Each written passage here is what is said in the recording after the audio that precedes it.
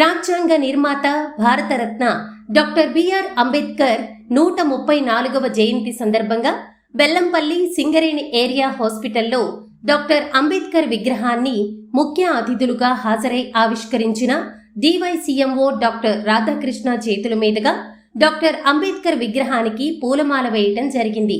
ఈ కార్యక్రమానికి హాజరైన ఏరియా హాస్పిటల్ సిబ్బంది మరియు ఏఐటియుసి సెక్రటరీ శ్రీధర్ మరియు టీబీజీకేఎస్ నాయకులు, ఐఎన్టీయూసీ నాయకులు మరియు డ్రైవర్స్ అందరూ కూడా పెద్ద సంఖ్యలో ఈ కార్యక్రమంలో పాలుపంచుకోవడం జరిగింది.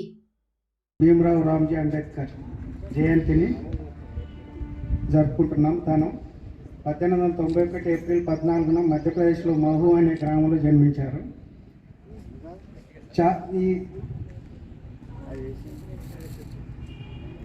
చాలా పోరాటాలు చేశారు ఆయన. ఇప్పుడు మన వక్తలు చెప్పిన ప్రకారం నేను కొన్ని తన జీవితంలో సంఘటనలు చెప్తాను. చిన్నప్పుడే 6 సంవత్సరాల వయసులోనే తన తల్లిని కోల్పోయారు. తర్వాత చదువుతున్నప్పుడు వివక్షకు గురయ్యారు తను చదువుతున్న స్కూల్లో. తర్వాత 1907లో మెట్రికులేషన్ పాస్ అయ్యి బొంబాయి కళాశాలలో ముంబైలోని ఎల్సిన్ స్టోన్ కళాశాలలో చేరి ఆ సీట్ సాధించిన మొదటి వెనుకబడిన కులాల వ్యక్తిగా రికార్డ్ అయినది.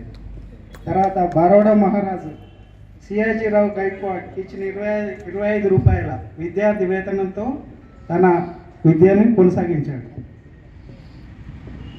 1912లో బిఏ పరీక్షను కంప్లీట్ చేశాడు, బిఏ డిగ్రీని 1912. తర్వాత 1913లో బరోడా మహారాజు గారి ఆర్థిక సహాయంతో అమెరికాలోని కొలంబియా విశ్వవిద్యాలయం నుండి ఎంఏ పిహెచ్డి పూర్తి చేశారు. తర్వాత లండన్ స్కూల్ ఆఫ్ ఎకనామిక్స్లో పట్టా పొందారు.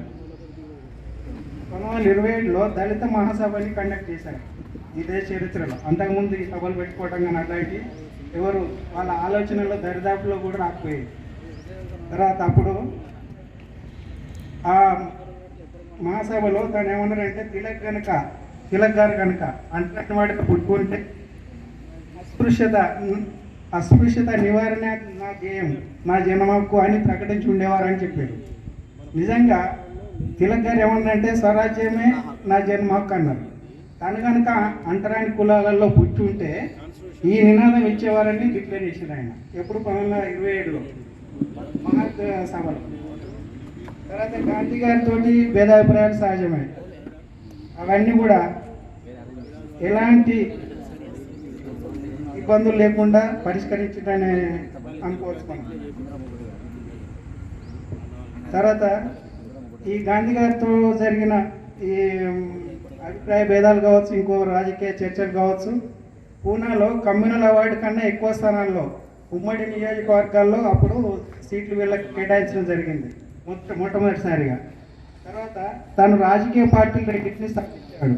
All India depressed class Congress అని ఒకటి, all India scheduled cost federation అనేది ఇంకొకటి. ఆ పార్టీని స్థాపించారు. వాటి ద్వారా ప్రజల్లోకి తన భావాల్ని తర్వాత రాజ్యాంగ డ్రాఫ్టింగ్ కమిటీ చైర్మన్గా వ్యవహరించారు. తర్వాత ఆ బాధ్యతలో ప్రాథమిక హక్కులతో పాటు ప్రభుత్వాలకు నిర్దేశం చేశారు. ప్రాథమిక హక్కులతో పాటు ప్రభుత్వాలకు మార్గనిర్దేశం చేశారు. ప్రభుత్వాలకు ఆదేశిక సూత్రాలను ఇచ్చారు. ప్రజాస్వామ్యంలో కోటీశ్వరునికైనా రోజు కూలికైనా ఓటు హక్కు విలువ ఒకటే అని ఎలుగెత్తిన మహావీరుడు ఆయన. సామాజిక వివక్ష గురించి బాగా తెలిసిన వ్యక్తిగా రాజ్యాంగంలో పౌర హక్కులకు మొదటి ప్రాధాన్యం ఇచ్చాడు.